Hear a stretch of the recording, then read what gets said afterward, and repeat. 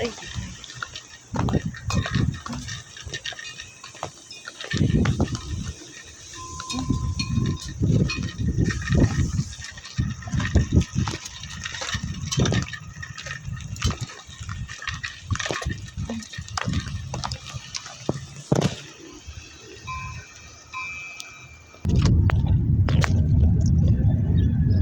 I'm sneaking off to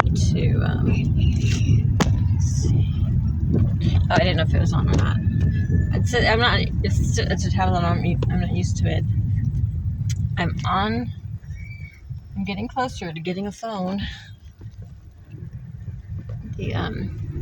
I tried to get. It's the government phones, the free phones. I tried to get one online, but I filled out all the applications and just had complications on with the that's mine. Okay, not my. Just a portion of it because my address doesn't match what's on my ID. And when you fill it up on a computer, when you fill it out on a computer, it doesn't there's no one to ask questions to. Because unfortunately, I don't have a home address, and when you know what? that was a problem, and a phone number. Because my phone broke, so I don't have a number. Well, I have a number, but I can't verify nothing with the number because my phone doesn't work. It's a black screen. So I did this online, and when the lady came today, I had all the documents that she needed. So I'm really, she's mobile, so I don't want to make someone go out of their way for, if it's, if it's not necessary. But it turns out she lives super close to the house that I was just at. And there might be, not that anything has been, nothing's been talked about, but I might be able to move in there. It's somewhere where I never wanted to end up, and it was offered to me at the before I lost my house. And it's the one who I would say would have been my friend, but I don't know. I'm very very picky of who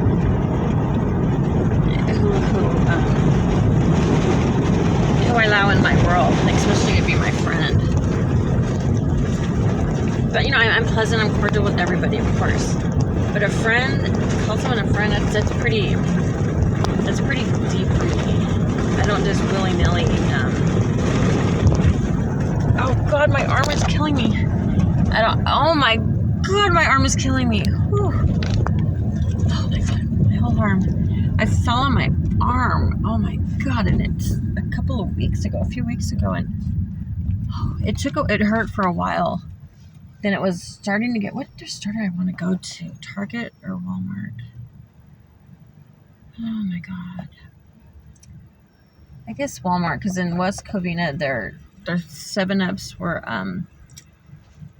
they were $5 for a 12-pack. That's so good. I don't know if oh my God, it's hard to use my left. Woo, it's the middle of my outer left arm. It hurts. I was walking the dogs, and just right in Westminster, right where the parents live, where I where I park.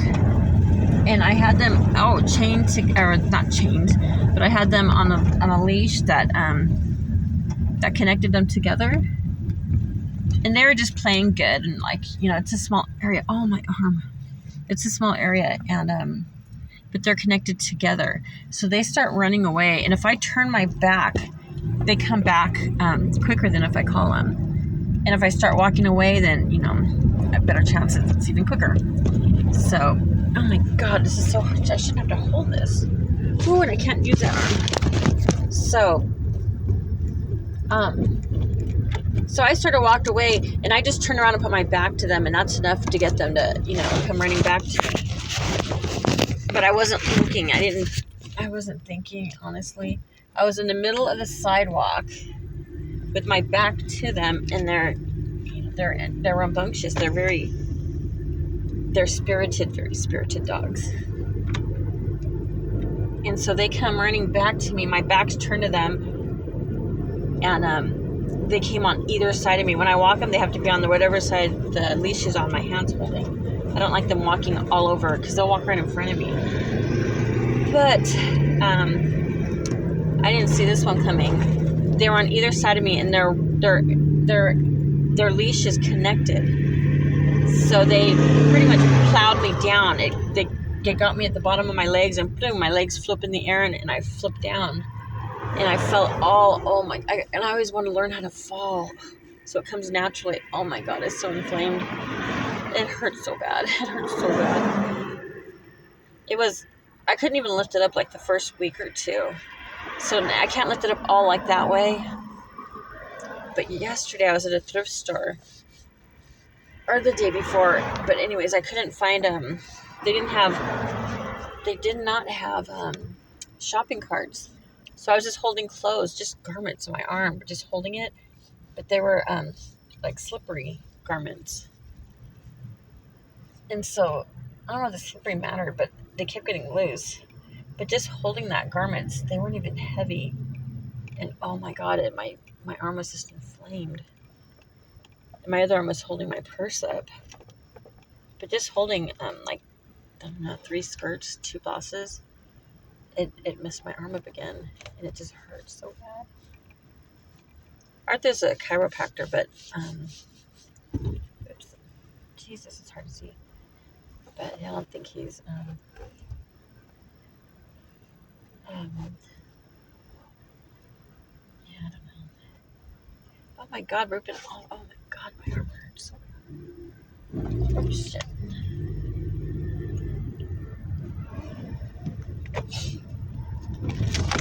I snuck out to go to the store. Because whenever in Westminster, when I try to go to the store, Arthur keeps showing up and he stays around me until I pay. Because I have money on a food card, but he doesn't know that. With Arthur, I don't have any income, so I pretty much broke all the time. And he may give me some here and there, but he always asks for a back, always. And I feel like I feel like an asshole to say no, but I have been saying no lately because he does well, most of the time, majority of the time, definitely, he buys my food. He pays for me to eat. But well, if we go out, but we mostly just eat at his parents' house. So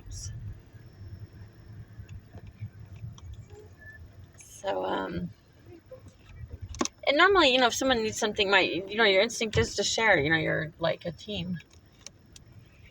But he blows his money on gambling, on lottery tickets, on bougie drinks, and oh my God, then he'll get his unemployment check, and in 2 days, like, it'll all be blown. Gambling takes a lot for it. Then he complains about getting groceries,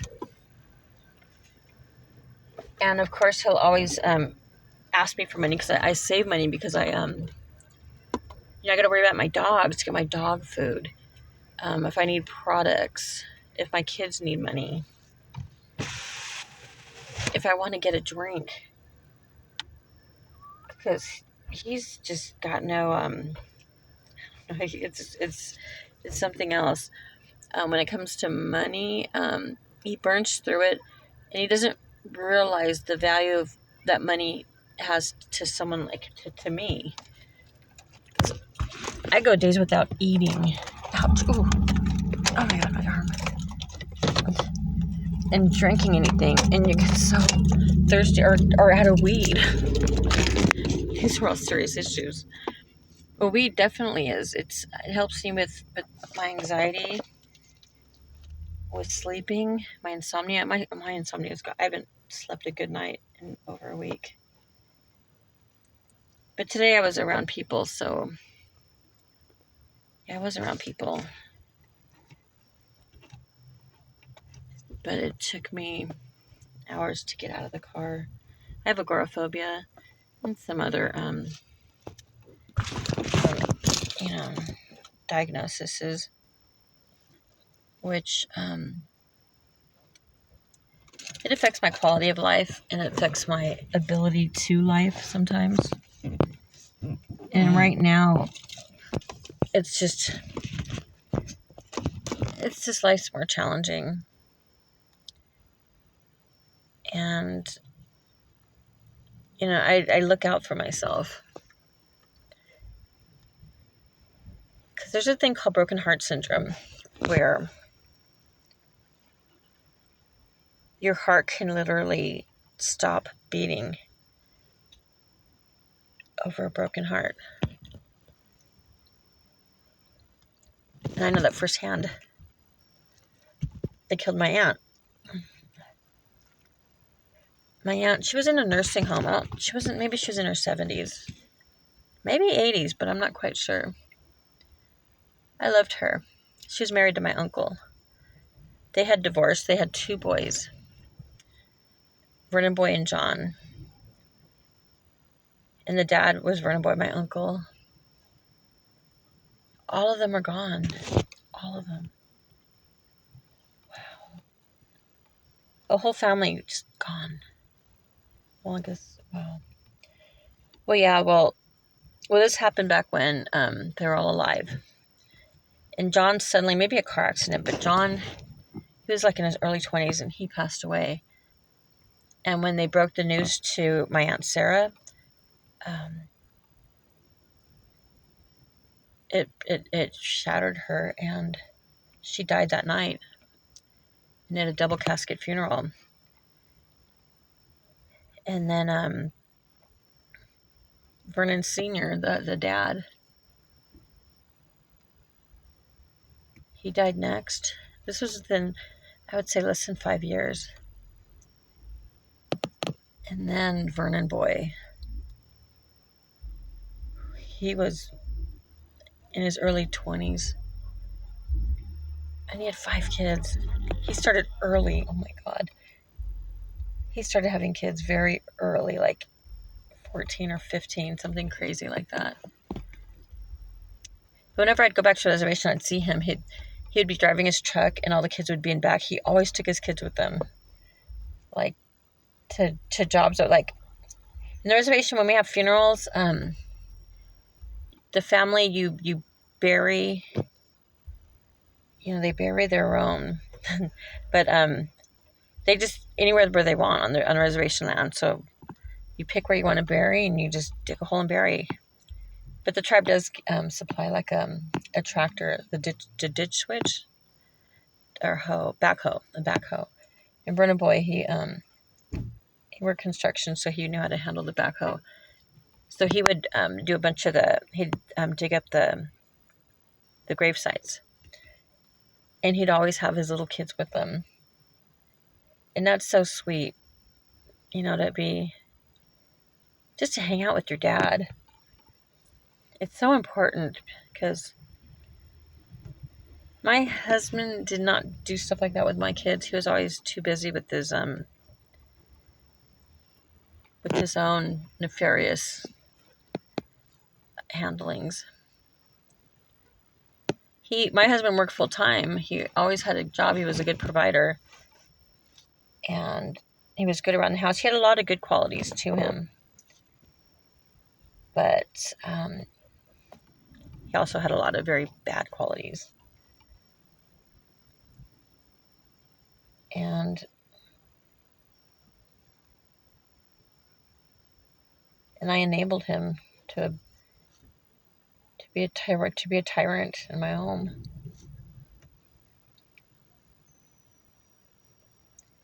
But I tried, but I did try so many times to leave him.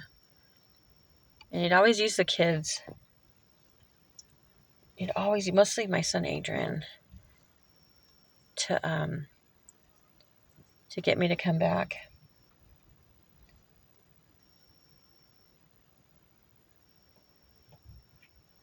But things never change. They never do. when it's in that kind of an abuse pattern and cycle, if he loved me, that one I don't know. 22 years is a long time to be together. But our marriage wasn't like a marriage. It wasn't anything. It started out good. It started out like a normal marriage, but once it got real abusive and real damaging, I despised him. How can someone be so mean to you and then just act like nothing happened? And never apologize, never talk about it, never just come to any type of understanding of just acknowledgement, nothing.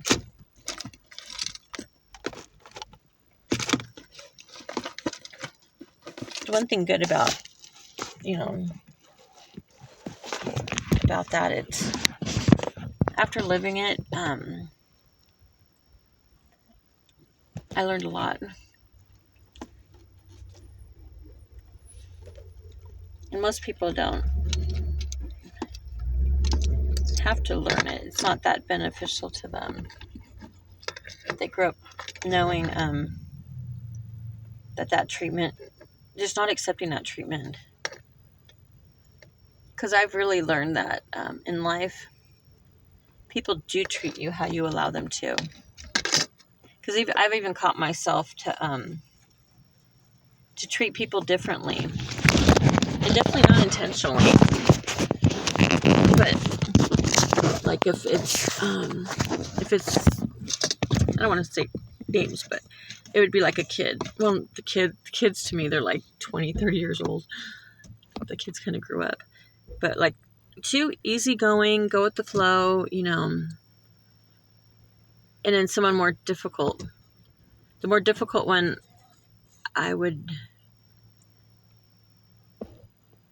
let's just say the more easier going one, I could skimp on certain things. I wouldn't have to go the extra. And when I realized that, I'm like, oh, that's fucked up.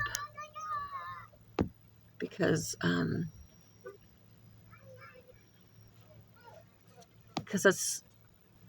I don't want to, I just want to be able to look at myself in the mirror and like, who's looking back at me, and to know that I'm like, I give less effort for one over another. But he allowed it. And with me, I'm like, my kids are not really respectful towards me.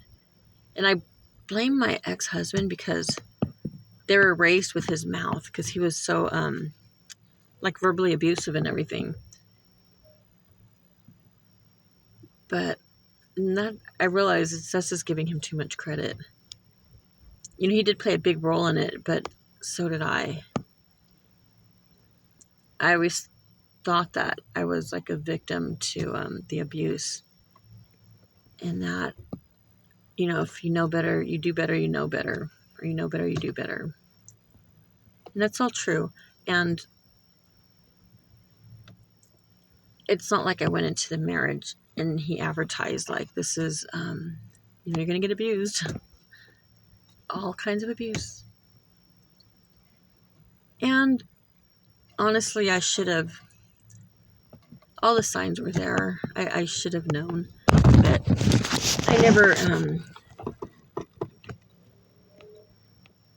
I was neglected growing up. So my parents didn't really teach me much. And it turns out my dad was very extremely abusive. My mom was very neglectful. So I guess if there's faults, I hate thinking faults, but I would say it wasn't my fault. I was innocent in a sense to the abuse. Even though I should have, the red flags were so there. But I'm on the autistic spectrum. Not formally diagnosed, but everything I've for years I've been researching it, and it's like if that was diagnosed and I wasn't with it, I'd be like, you need to retest it. Because I have ADHD too, but the autism, it's like an innocent thinking, childlike. And when I married my ex-husband, well, actually when I met him like officially in person, I had probably met him earlier, like he knew of me because his brother was my best friend. And you know, like when you're in high school, anything younger than you, like little kid siblings, they just seem so much more younger. And I think he's honestly just 2 years younger than me, maybe 3, but 1972, 1970. Oh, so just 2 years. But when I was friends with my best friend, or at that time, he switched it up real quick when his brother and I got together. But at that time, my ex-husband, like I met his brother when I was 14. He was friends with my very first boyfriend. They worked at Del Taco together in Victorville. And the day I met him was the day, um, well, I was going out with my very first boyfriend, like a real official boyfriend, not just, junior high school boyfriend. And I was always moving back and forth to Arizona and California from my mom to my dad. And my parents were divorced, so I'd go back and forth. Apple Valley Apple Valley is definitely not a city, but compared to Arizona, it was. Arizona, like the graduating class would be like 17 kids. And it's a very small community. My dad grew up there, so like families, generations, they all know each other. It's a beautiful town, beautiful city, beautiful town, beautiful. But back in high school, I didn't see the beauty in it because it's more of like a natural beauty. And the kids were not kids. I was in high school, but the girls were very well. It was all a Hispanic community, all Hispanics. And this was like in 1984 when I first started going back there. And that's when fluorescent color was in. The Wham, Wake Me Up Before You Go, there were like big fluorescent written on the white shirts. And Frankie Goes to Hollywood, like Frankie Says Relax. And I remember ZZ Top, the legs came out. And I thought, oh my God, that's so cute. That's wearing high heels, like stilettos with like little girl bobby socks with the lace. It's still kind of cute, but not for my age. I'm starting to realize that, like, I'm at that age where, like, I can wear anything I want, yeah. And age doesn't matter, blah, blah, blah. But I'm still, like, a respectable, a lady, even though I'm very kid-like. So I'm thinking, okay, maybe no more mini skirts. But I wear what I like. I don't go after brands. I love thrift store, buying clothes there because they're so unique. The pieces are unique. And I'm naturally, I alter my clothes all the time. So I either add something or take something or stitch something up or shred it up and redesign the whole thing. And now that I've been like, I'm unhoused.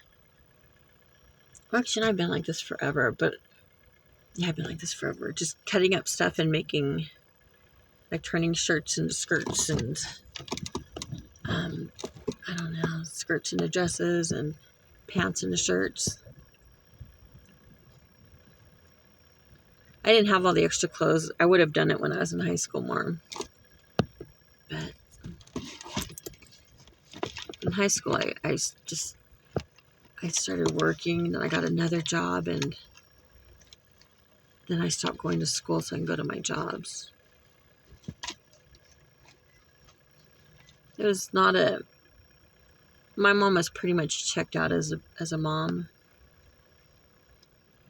Yeah, she's a big-time alcoholic. So and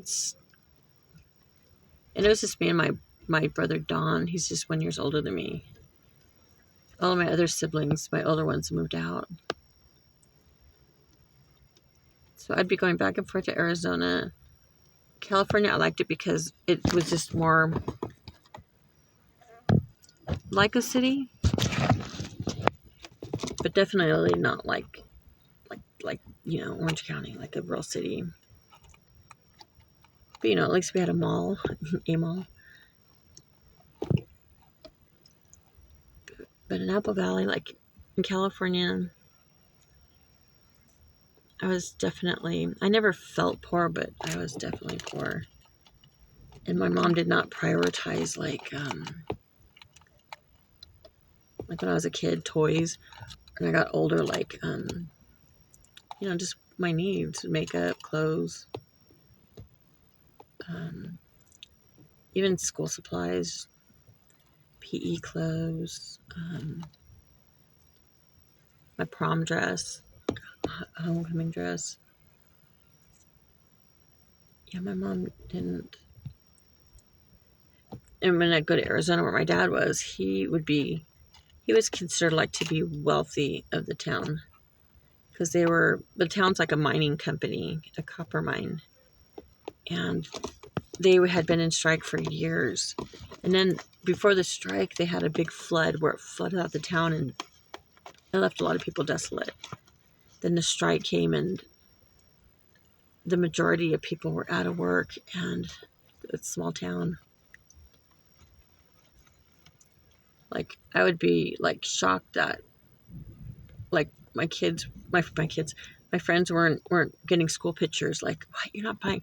Like, I just thought that was so crazy. Not that I grew up getting school pictures, because I didn't. But at that time, my dad, he owned a print shop, and he drove a big Lincoln Continental, and he was just working. So just the fact that he was working, he would be considered wealthy in the community. And he was a white guy, blonde hair, blue eyes. And he, like I said, he grew up in Clifton, Arizona. And like the friends' moms, or the kids that I knew, like going to school with, all of their mothers all had crushes on my dad. And I saw pictures of him too, and yeah, he looked kind of cool. But I don't like the light pale skin. But it's cool, like, because it totally looked 50s, like the jeans that are big cuffs, like they're rolled up with big huge cuffs on the legs, and then the white t-shirts, and then be folded up like up to the shoulders high, and the hair like slicked back.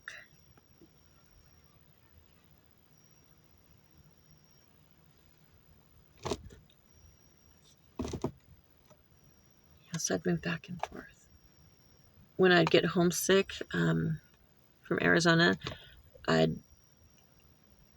guess I'd miss my mom. My mom would come pick me up. But with her her drinking, I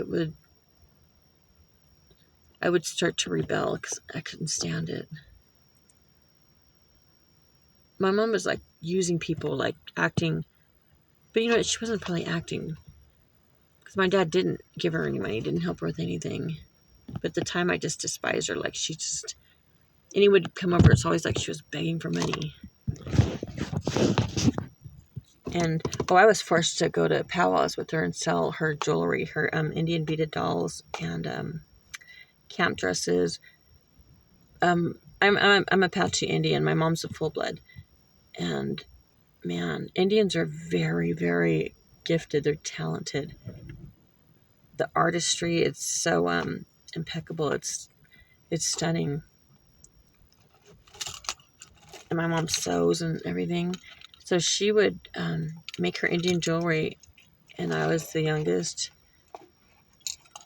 and the only girl. And I'd have to go every weekend to these powwows, and I hated it. I hated it. I hated when white people would come to the table and ask, how much is that? I hated it. You know, my mom, I hated it. My mom wasn't like any of the other moms.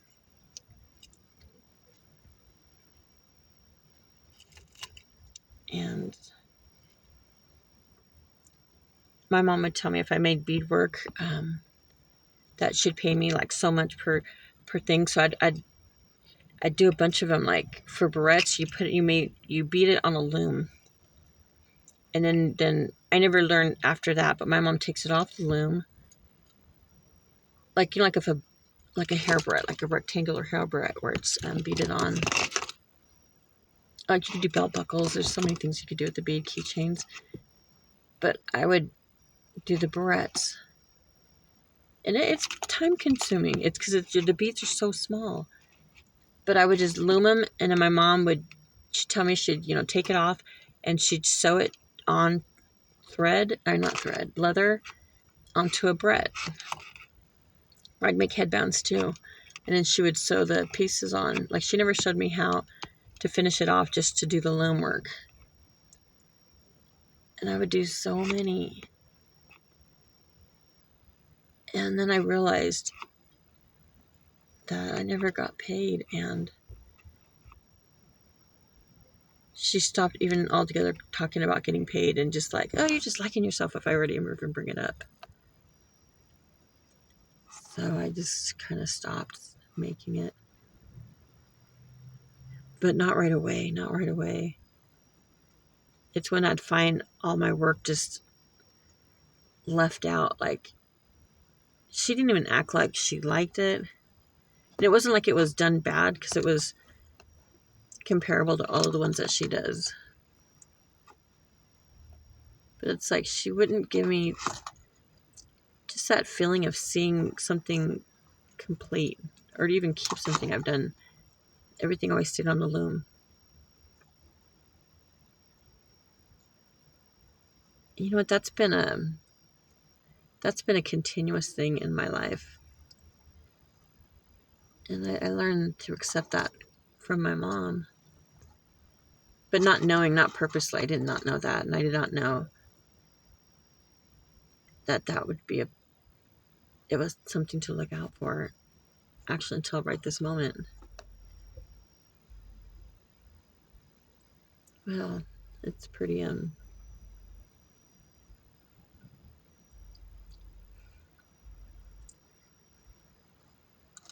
my mom always had to tell me, oh, that's not for you, that's not for you. Everything was always not for me.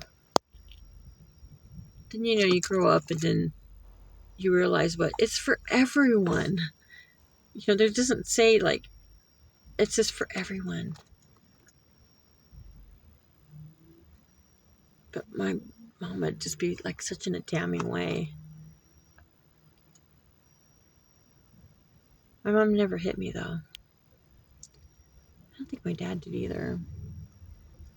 My dad did other gross stuff. Disgusting stuff.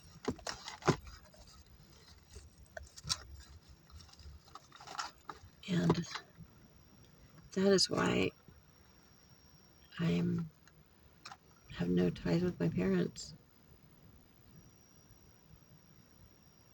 Not since the day after my son died. Well, it is what it is. And that's why my dad retaliated against me for speaking up about, child abuse. And that's why he went after me with a vengeance to steal my house. I was in a 5150 hold. I wasn't doing very well.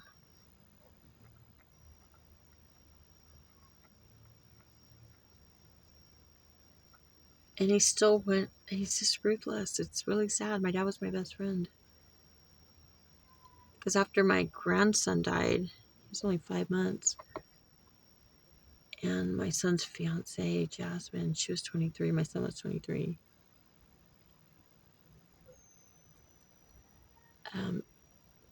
Things just kept coming at me. I lost my dog, my best friend, my nephew.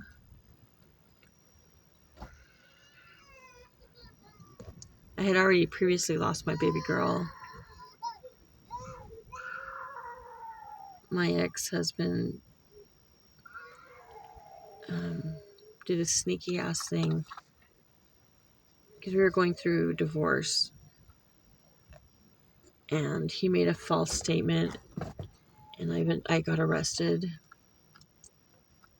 on a $100,000 bail, felony offense.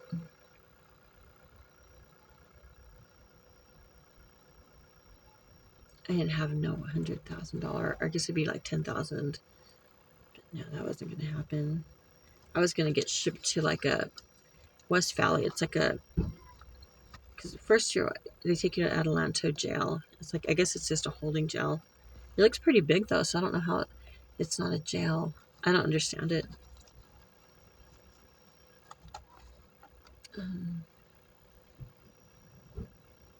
But I was released the next day, and the DA never picked up the charges.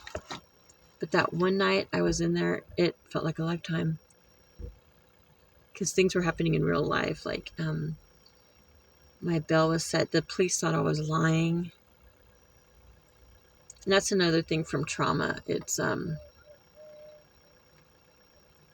go through the fawn response, and so much ugliness is happening. And my ex-husband was lying, and I was overly emotional. And if you're a victim, if you're a female, you gotta work on those emotions, because the emotions will kill you. For one, they'll make you go crazy, and you're not taken trustworthy. And that's such an insult to injury. Because my ex-husband, oh man, he was too bad. His manipulation, just his ways, it wasn't for good, because he was a very good communicator, good communication skills. He spoke well, he presented well. If you could just focus that into the good and not so much the controlling and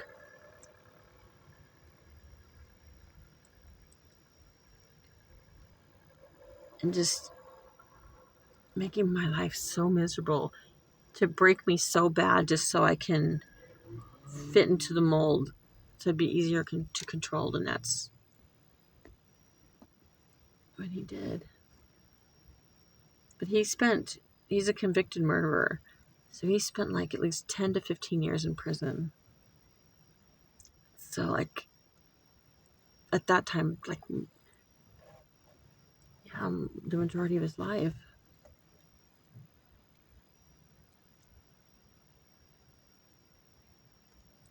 And you know, it's ironic is that the man that he killed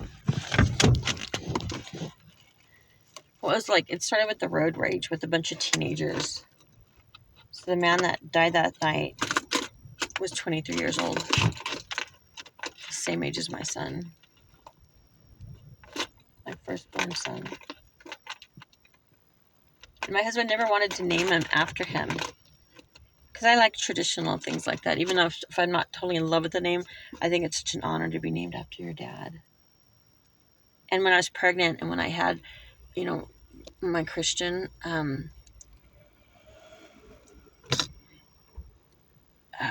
the abuse wasn't fully at its peak.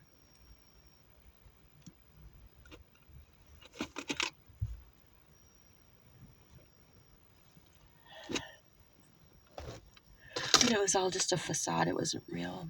It was an illusion. Like his mom would come over and we'd play board games and just we'd go for walks and talks and hold hands and cuddled and just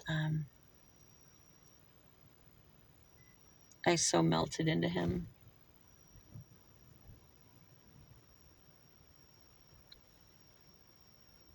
And then slowly over time, then all at once, there's video cameras filming my every move of the house. I'm not allowed to walk outside, and if I ever went for a walk, mostly Adrian, my son Adrian, was always sent to spy on me. Like, he'd be so obsessed with controlling me. This is all from work, and he'd be working like in another state, but he'd keep all the video cameras on. And I'd get questioned. He'd freak out if I closed the cupboard door, because if it prevented him from seeing the video screen. When he really freaked out once, it was so crazy because he was just in the bedroom. But I don't know, whatever craziness that went through his mind, I'm purposely closing cupboard doors in the kitchen. Yeah, he had some screws loose because that kind of, it just was just really sadistic abuse. And he wasn't a very nice man. But not all the time. And that's kind of screwy too. And it took years before I realized the pattern. It's like he can not be nice to me longer than 2 days. And there was not a single day, I'd say after maybe Christian turned a year or two. Because I got pregnant with Adrian right away. Because I wanted to say the boys. I wanted my Christian to have a baby brother. And I got what I wanted. I always got what I wanted with my kids. But, I forgot what I was saying. One thing, it's being like a victim to abuse. It's, if you're a victim, get out. Just get out. It took 22 years of my life. And it's like, I don't know, I had this fantasy like someone was going to come and save me. Or like, once I realized it was abuse, that I get sympathy from telling my story because it was such a horrific story. So I thought. But you may get some people feeling sorry for you, or you might get support. But not for the rest of your life. I don't know. No one, well, I didn't have a family that was supportive and that loved me and that sympathized with me. It's just not what I grew up with.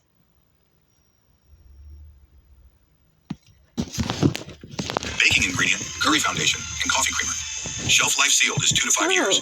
Shipping costs from Southeast Asian